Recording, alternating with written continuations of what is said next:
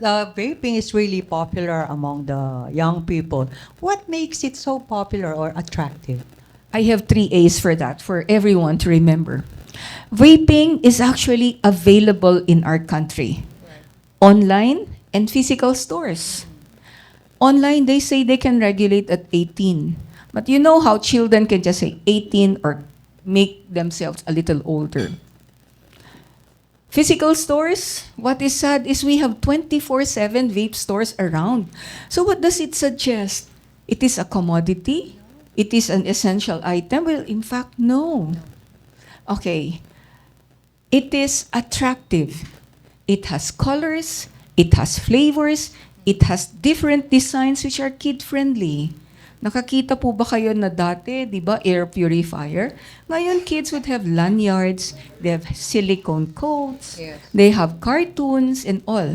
Our law says there should be no descriptors. But by mere saying those vape products, it's the children. Alam nyo, dun sa amin, sari-sari store, naka-neon light, vape available. Hindi nakikita ng LGU. And this one we should, no? So, it is available, it is attractive, and it is affordable. They say it is not. But when how much- our shopping How much platforms, is one vape worth? it's now at 190 pesos. How much is a cigarette pack? And for how long will they can use that? Oh, one vape disposable can be as high as 600 puffs. Wow. Yes. And the children doesn't know because they thought it's flavor. Yes. It's small. We always quantify na para din pagkain, ang dami mong kinain, masama yan. But for vape, it's becoming concise. It's becoming very small. You don't know. And you know what? Very easy to use. Wala nang buttons. They will just inhale that and that's it. They can conceal it. They can put it in their, pencil cases. It's available, it's attractive, it's affordable. These three makes it a big hit to children. Is there any evidence that this vaping can really, smokers can really shift to stop smoking? Yeah, with this? because the WHO has stated that vaping is a gateway to smoking. Before, in 2017, it's just twice. Now, there is an Australian study in April 2025. It's 4 times the risk. And do you know that the data? These new vapors are never smokers. They are vapors themselves. Oh. Okay, let's go to Dr. Blair, Maricel Blair. Doctor, despite decades of tobacco control efforts, smoking remains prevalent, right? So what are the biggest barriers that we can do to getting more people to quit from smoking? So I cannot really, that's not my expertise because smoking cessation is nearly not the bulk of my work, but I'm involved in smoking cessation because of TB, no? So the bulk of my work is tuberculosis because smokers has a 2.5 risk of having active disease compared to a regular person, and the combination of smoking and TB is because if you're a smoker, you have a weak lung, and there's the treatment becomes the failure rate becomes higher, recovery rate becomes lower. So my involvement in making people stop smoking is really to protect them from TB, no? So in the country, we have the 6.8% of the world's TB burden is in the Philippines. So we're actually the 4th in the world amongst the highest burden of TB. So, and we're a high smoking population, 1 in 4 smokes. I don't know, there's not much data for vaping and TB yet, but the lungs doesn't actually discriminate smoke. It's still smoke going in. So vapors would also have a poor would affect. Vaping would also affect lung health. So the lung immunity is somehow affected, becomes weaker. So they are at higher risk of having TB, active TB. So, and we're exposed. So 80% of almost 80% of people would have the what we call latent TB, because all of us are exposed to TB. So when you're exposed to TB, you don't actually develop active TB right away. You can control it. If you have a good lung, you have a higher rate of controlling TB. But if you have a bad lung, you have a poorer risk of controlling TB. So that's the campaign against smoking would actually decrease TB rate also. Who do you think are the top users of or top smokers in our country? Do you have any studies on that? So I'm doing a project now amongst jeepney drivers and tricycle drivers. Jeepney drivers. And tricycle drivers. Jeepney It's actually drivers. a study looking at rate of TB amongst them and chronic lung disease. And we found from the initial 2 months that we did, we found that 37% of them are smokers, because we have a lung questionnaire. A questionnaire asking them if they're an active smoker. So 37% of them are smokers, and the project also helps them quit. So we would refer them to a quit line hotlines, and 50% of them would be willing to quit. So there's that potential of them quitting if they just have an assistance for quitting. From that 37%, how many have tuberculosis? So amongst all of the because we do an X-ray at the site, Yes. at the Q station, and we found that for those who have a positive X-ray for potential for TB, 22% are actually have positive TB. Wow, that's a big number. Those are just initial data, and which is why what we are promoting now is really to go there and look for them, because we cannot just sit in the clinics and wait for them to be found. Oh, okay. Bon, you are representative of the youth, right? Okay. So ikaw ang pinakabata dito. So maybe the youth, the young people will listen to you. Okay.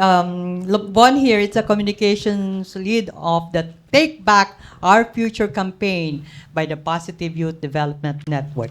So Bon, we're seeing tobacco companies target young people through social media, right? Events, influencer marketing.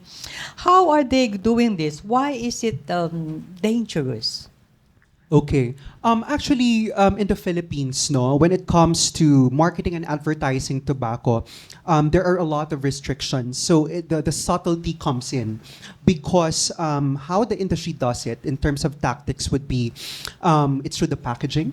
It can be through the flavors, which is part of product development.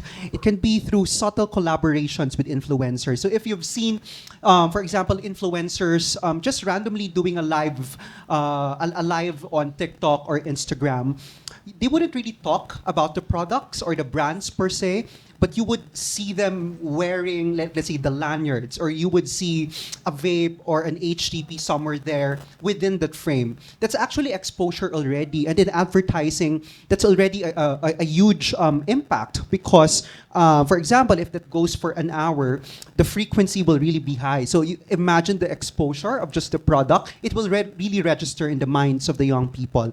On top of that, there are a lot of collaborations. We call them strategic collaborations with with different organizations. For instance, they would do events, so event sponsorships, partnerships. For example, music festivals. That's very cool. They wouldn't even promote directly the products. They would gun for the musical collaborations or just the acts, but for example, they will integrate just the colors or the brand elements in those events. And then that's already brand exposure because the repetitive action of doing that across these many different channels will really attract the kids. Not to mention the concept of store marketing or store promotions, the accessibility that Doc mentioned earlier. Many of these product placements are strategically placed in a lot of convenience stores and even sari-sari stores near schools. So actually, when we were doing our survey with some of the communities and we were talking directly to the children, they're very much aware of these. So one of them did cite that when she went to one of the popular convenience stores in the country, they would directly see all of these products by the counter. That's actually a premium spot. Wow. And the moment that you go to the counter and you stay there the longest when you get to visit the store, right? Because you would fall in line, you would wait for your payment, you would wander around, your eyes would wander around. That's very strategic because you will see all of these products and you will be curious about them.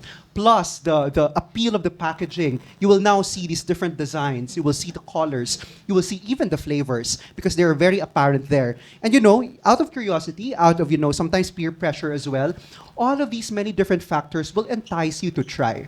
Because coming from, because we did a study, we conducted a study just to really anchor the campaign that will happen by June.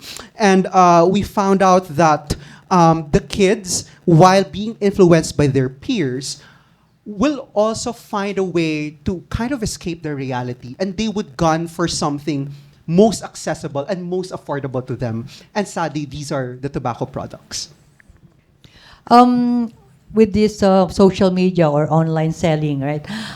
There are kids who are not really looking for vapes. They're just looking for maybe a cell phone case, yes, or maybe something accessories, right? And then when you open that link, it will go to that vape products, right?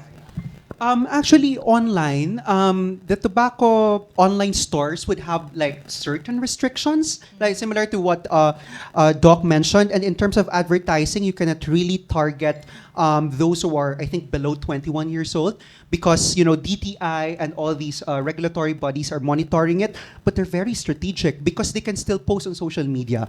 And again, the influencer collaboration. So if you bundle them together, for example, you partner with an influencer, that influencer has like 2 million followers just on TikTok. That content wherein, they are adding there or exposing there these different products, that will cross over to all the other platforms as well. So that would include Facebook, that would include Instagram and all these many different channels. And then from there, the algorithm will work because if people kept on patronizing these influencer content, naturally, they will be exposed to more and more. That's how the digital channels work, right?